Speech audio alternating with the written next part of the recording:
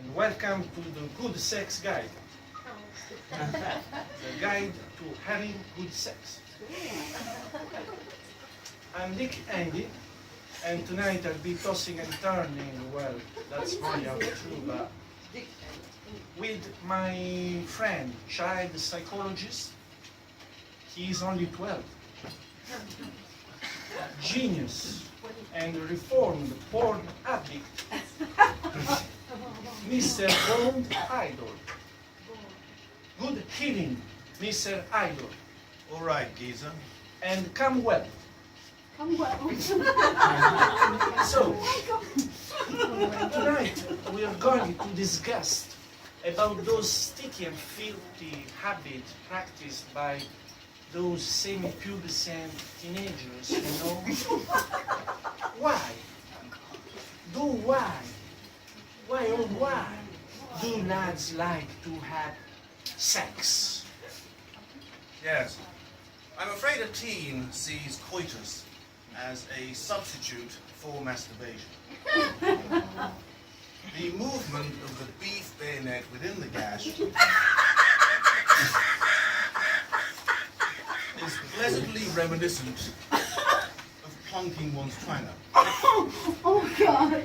If you will, he sees a lady's snatch as a replacement for the 5 Dick Peters, and is apt to confuse bonking with the real thing.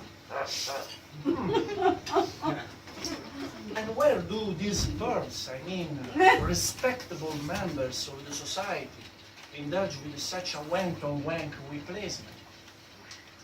As the gherkin needs jerkin, he may lock himself in a pub toilet with a tart and bone her alone. He may wait until mummy and daddy are asleep and then extract a sticky $2 hooker from under the bed and pump her lady parts, fantasizing that she's a used copy of Razzle's Feeder's Wives and he's actually flicking his bean over a genuine maggot. When the desire to flog the bishop is exceptionally potent, the poor fellow may give up, marry the bitch, and have children, and be forced to look after the spunk outcome for the rest of his life. How tragic. How tragic. But contrary to the church, the establishment in Cliff Richard, there is nothing really wrong with a good fuck, is there? Of course not. Unless you are in a healthy, meat-eating relationship with the palm of your choice. Many pinkies are jealous that their owner is bonking a boneable bird when they are too busy to look after his needs. But you must simply explain to your digits that you've a fully grown cock now. And even though it's wrong, sometimes a guy just can't separate sex from love. Well, but it's a bit as your father, good or bad for health, is it? Is a bit of father good or bad for your health? Well, there are a number of health benefits to bum fuzzes, despite there still being taboo.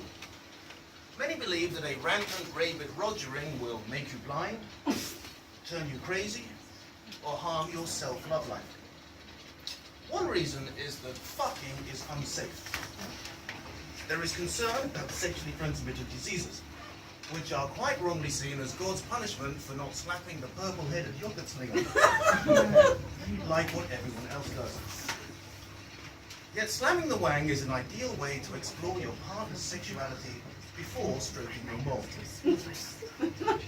Banging can teach a lad how his bit of skirt likes to be touched, increasing his confidence and improving his own chances of obtaining pleasure next time he shakes hands with Dr. Winky, Dr. Winky. sacrifices sperm to the god of lonely nights, or just has a wank. Well, Bob, Mr. I. Well, Bob. Thank you for coming well. And I really hope you put an end to this beastly rumors. You wanker.